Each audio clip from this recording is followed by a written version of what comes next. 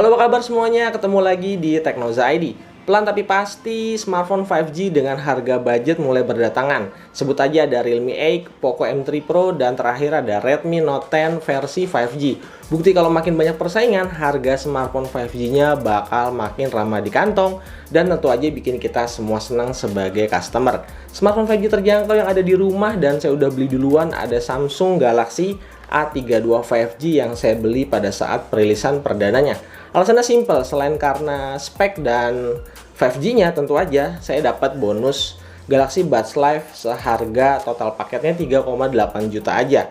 Cuma nih smartphone ini kalau kita compare sama kompetitornya, bikin beberapa orang bilang kalau smartphone ini jadinya overpriced.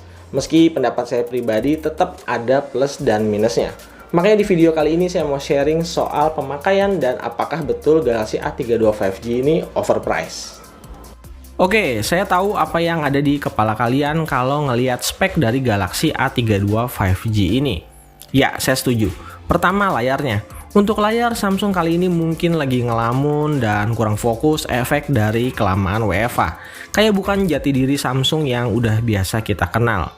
Kalau kita lihat desain bagian backdoor-nya sebenarnya nggak ada yang salah ya. Bahkan buat saya ini jadi poin plus. Desain kamera belakangnya khas dari Galaxy A series tahun 2021. Nggak ada keluhan juga soal material plastik di backdoor dan frame bezelnya. Apalagi kalau secara kontur Galaxy A32 5G ini rada mengotak, jadi kalau dipegang lebih terasa kokoh. Bahkan lebih mantap digenggam kalau dibandingin sama Redmi Note 10 Pro yang bodinya lebih tipis. Nggak ada masalah sama desain bagian belakangnya. Tapi nih, desain cakep tadi langsung musnah begitu smartphone ini kita balik. Buat 2021 kayak keterlaluan aja kalau masih pakai layar model Pony waterdrop kayak gini. Perhatiin juga layarnya. Panel layarnya bukan AMOLED tapi PLS TFT atau nama lain dari layar IPS versi Samsung. Plus refresh rate layarnya cuma 60 Hz. Kalau kita perhatiin lebih detail lagi, mata kita bisa langsung ngedetect kalau layarnya cuma di resolusi HD+, 1600 x 720 pixel aja. Ini tentu aja sebuah kekurangan yang cukup fatal untuk smartphone dengan harga nyaris 4 juta rupiah.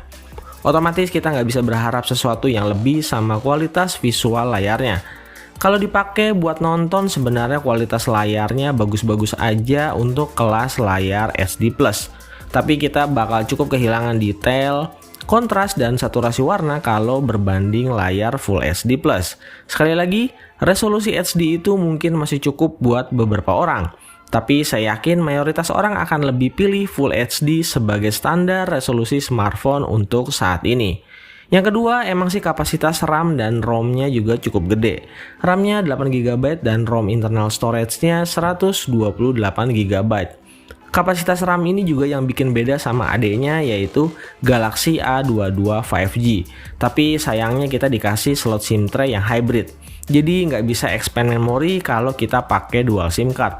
Nah, dari apa yang saya rasain itu aja sih kekurangan yang paling berasa selama jadiin smartphone ini sebagai daily driver. Supaya lebih fair, sekarang kita bahas poin apa aja yang bikin smartphone ini masih cukup layak buat dibeli. Pertama, kompatibilitas jaringan 5G-nya udah lengkap banget, termasuk juga band N40-nya Telkomsel. Dan smartphone ini juga siap sama provider lain yang segera menyusul dengan frekuensi band yang berbeda, yang nantinya juga bakal lebih luas. So, smartphone ini udah pasti future proof. Di awal tadi layarnya kita udah kasih label sebagai kekurangan, tapi sebenarnya masih ada beberapa hal yang cukup bikin nyaman pakai smartphone ini. Pertama, Galaxy A32 5G ini wideband security levelnya udah L1, jadi kita bisa nikmatin streaming video di resolusi HD. Sekali lagi layarnya emang HD+, tapi masih standarnya Samsung. Yang jelas beda kualitasnya sama layar HD+ di brand lain. Selanjutnya, Galaxy A32 5G ini punya sensitivitas atau respon layar sentuh yang di atas rata-rata smartphone sejenis. Bisa dilihat pas saya tes di aplikasi Touchscreen Tester, layarnya gesit banget dan nggak ada delay. Bahkan kalau kita sentuh di area ujung-ujung bezel, di mana banyak brand lain suka kurang responsif di bagian ini. Makanya walau layarnya cuma 60 Hz, scrolling ataupun navigasi di smartphone ini terasa smooth banget. Nggak ada keluhan sama sekali, kalaupun nggak sengaja jatuh, layarnya udah dipakein Corning Gorilla Glass 5, jadi bisa lebih terasa aman. Buat dipakai di bawah terik sinar matahari juga brightness layarnya surprisingly masih enak dan bisa dilihat dengan jelas. Rata-rata smartphone 5G mid-range yang ada saat ini pakai chipset dari MediaTek Dimensity 700. Sementara Galaxy A32 5G ini pakai Dimensity 720. Buat yang belum tahu bedanya apa, jadi sebenarnya secara garis besar mirip ya. Clock speed CPU Dimensity 720 emang cuma 2 GHz, kalah dari Dimensity 700 yang 2,2 GHz. Tapi untuk GPU yang dipakai, Dimensity 720 lebih kencang dengan Mali G57 MC3, sementara Dimensity 700 G57 MC2. Analogi sederhananya kayak Helio G80 dan G85 yang punya clock speed GPU yang berbeda. GPU yang lebih kencang tentu berpengaruh ke grafis dan rendering. Karena Galaxy A32 5G ini resolusinya juga cuma SD+, makanya beban kerja CPU dan GPU-nya jadi lebih ringan. Ini bisa terbukti di pemakaian sehari-hari, hampir nggak pernah ketemu sama yang namanya lagging dan sebagainya. Smartphone ini bisa dibilang salah satu smartphone paling smooth dan paling stabil. Hasil Antutunya juga nyaris 320.000 poin. Bisa banget bersaing sama chipset mid-range 4G yang paling populer saat ini, yaitu Snapdragon 732G. Dilanjut ke gaming, smartphone ini juga enak banget. Layarnya responsif dan ukurannya juga pas di tangan. Samsung punya mode khusus gaming yang namanya Game Launcher. Di sini kita bisa setting aturan semua game mulai dari grafis quality, maksimum FPS, dan juga mode low power. Buat dipakai main PUBG Mobile, by defaultnya bisa balance ultra atau HD high, dan kalau mau 60 fps bisa dipakein GFX Tools. Gak ada masalah sama sekali buat PUBG Mobile alias enak-enak aja, termasuk juga gyroscope-nya yang berbasis hardware. Buat gaming yang lebih berat kayak Genshin Impact misalnya, menariknya kita bisa jalan cukup smooth di setting medium 60 fps. Meski FPS-nya sih stabilnya antara 30 sampai 40 fps aja, dan masih ada sesekali frame drop tapi nggak ganggu di permainan. Sayangnya buat Call of Duty Mobile kayaknya chipsetnya masih baru, jadi belum dioptimalin sama developer gamenya, karena cuma bisa dapat grafis medium dan frame rate high. Tapi pas saya coba di mode multiplayer, ya kenyataannya smooth juga kok, aman-aman aja. Paling tinggal nunggu optimalisasi dari developer gamenya. Selama dipakai main gaming test, suhunya cuma anget-anget aja. Konsumsi baterainya juga terbilang irit, dipakai main game sekitar 15 menitan, baterainya cuma berkurang 2% aja. Jadi kalau buat dipakai ngegame, smartphone ini recommended dan cukup bisa diandalkan.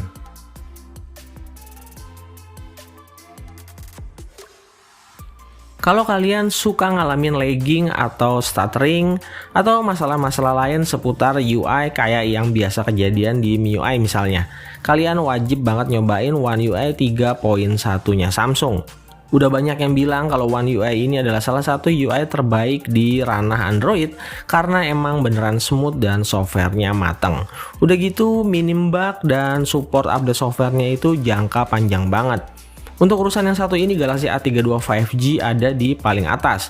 Mau ngapain aja, termasuk banyak buka aplikasi, UI smartphone ini beneran smooth banget. Nah, ada beberapa fitur menarik di One UI 3.1 ini. Kayak misalnya fingerprint gesture untuk membuka jendela status bar cuma dengan cara men-swipe fingerprint scanner aja. Ada juga fitur yang lebih powerful namanya side panel. Nah, side panel ini adalah shortcut khusus yang bisa kita pasangin aplikasi, musik player, atau tools-tools yang sering kita pakai, jadi lebih gampang buat diaksesnya. Buat produktivitasnya, Samsung punya fitur screenshot yang bisa mengekstrak teks hasil screenshotnya. Misalnya nih ya, kita lagi nemuin sebuah informasi menarik, tapi bentuknya brosur atau JPEG. Jadi tinggal di screenshot aja terus diekstrak teksnya. Jadi setelahnya kita bisa mengcopy paste. Tentu aja produktivitas kayak hal-hal kayak gini pasti berguna banget. Nah, masih di produktivitas, One UI Samsung sekali lagi selangkah lebih maju dibanding UI Android lainnya.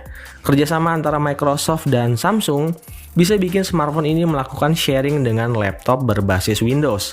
Kita tinggal sign in aja ke akun Microsoft kita, terus aktifin fitur link to Windows. Nanti laptop akan otomatis mendetek dan kita bisa jalanin semua yang ada di Galaxy A32 5G ini di laptop kita. Mulai dari buka dan balas chat, nelpon, sampai buka aplikasi smartphone di laptop kita. Fitur ini juga lumayan smooth dan seamless selama saya pakai. Ngebantu banget buat orang-orang yang emang kerja barengan antara laptop dan smartphone-nya. Setahu saya untuk UI Android sementara hanya ada di One UI Samsung dan MIUI-nya Huawei aja yang bisa se-powerful kayak gini.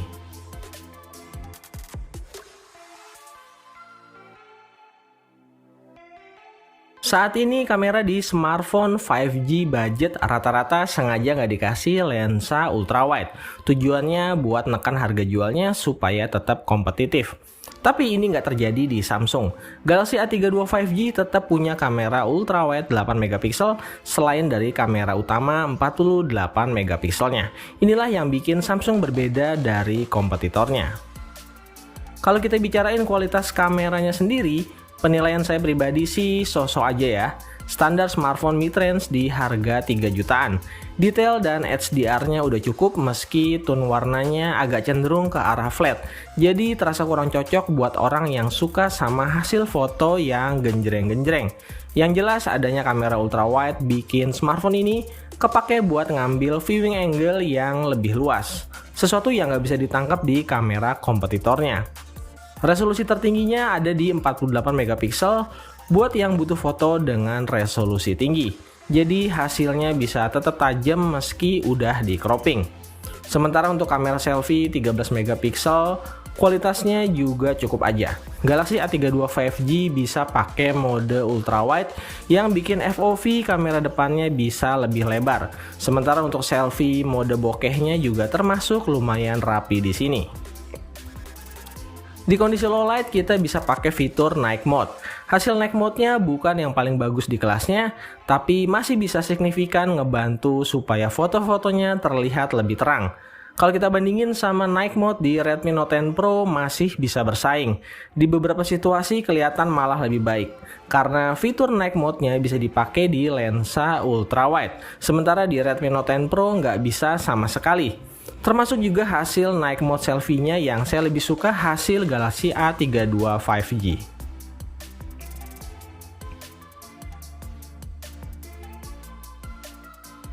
Smartphone ini bisa rekam video hingga resolusi di 4K. Cuma sayangnya frame rate-nya dilimitasi cuma bisa 30 fps di semua resolusi.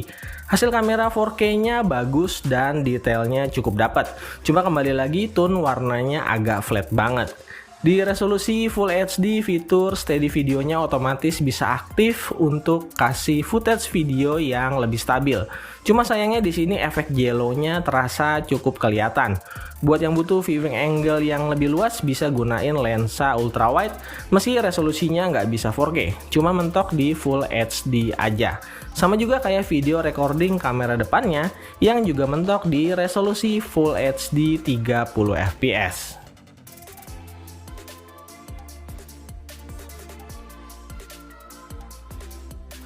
Sebenarnya buat urusan cepet-cepetan Samsung sendiri emang kurang inovasi di sektor ini. Karena sampai hari ini untuk level flagshipnya pun cuma dikasih charger 25 watt aja.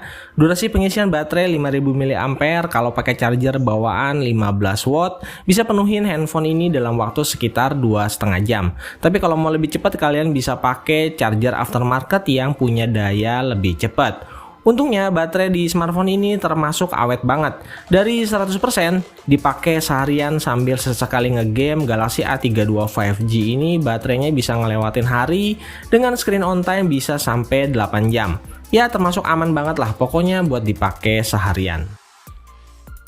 Oke, jadi Galaxy A32 5G ini menurut saya kayak project 5G terjangkaunya Samsung, tapi kurang peka sama kompetitor sebelah. Meski Samsung udah rada beneran dengan ngerilis lagi Galaxy A22 versi 5G yang sektor kameranya jauh lebih baik. Tapi balik lagi untuk yang belinya di awal rilis, mungkin bonusan Galaxy Buds Live ini jadi daya tarik tersendiri. Smartphone ini emang banyak minusnya sebenarnya kalau diadu sama kompetitor, tapi bukan berarti semuanya jelek. Tadi saya udah rangkum beberapa hal-hal positif yang masih kita bisa dapetin di smartphone ini, termasuk One UI 3.1 yang superior dibandingkan dengan UI Android pada umumnya. Sedikit saran aja buat Samsung, kalau emang masih ada stok dan masih niat buat ngejual smartphone ini, ada baiknya bonusin lagi aja TWS dari Galaxy Buds series, atau bisa juga dipotong harga secara cukup signifikan. FYI aja, Galaxy Buds Live ini bukan TWS abal-abal ya. Ini TWS premium dari Samsung. Oke, sekian dulu video kali ini. Saya pribadi nggak merekomendasikan smartphone ini kalau harganya belum terjadi penurunan dan masih terlalu dekat ke angka 4 juta. Tapi misalnya Samsung mau dengerin saran saya tadi, saya bisa berbalik ngerekomendasiin smartphone ini. Kecuali kalian emang butuh fitur produktif di One UI, atau bisa jadi kalian adalah diehard fansnya Samsung. Oke semua, terima kasih yang udah nonton video kali ini. Jangan lupa like, share, dan subscribe. Kita ketemu lagi di video-video Teknoza ID berikutnya. Step out.